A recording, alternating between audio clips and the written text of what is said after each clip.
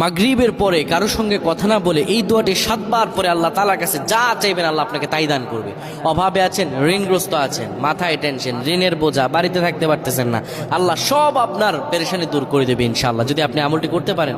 আমল মানুষের জীবন বদলিয়ে দেয়, আমল মানুষের জীবনকে পরিবর্তন করে দেয়। আল্লাহ তাআলা আপনার সব দোয়া কবুল করে নেবেন ইনশাআল্লাহ।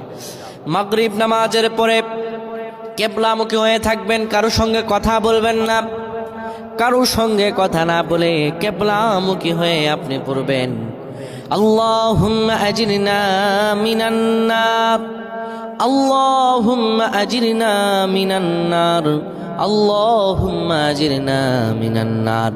যদি এটি আপনি মাগরিব নামাজের পরে কারো সঙ্গে কথা না বলে পড়ে 7 বার পরে দুটি হাত তুলে আল্লাহর কাছে দোয়া করেন, আল্লাহ জাহান্নামের আগুন থেকেও বাঁচাবেন এবং আল্লাহ আপনার সব দোয়াগুলো কবুল আর মঞ্জুর করে নেবেন। আল্লাহুম্মা আমিন।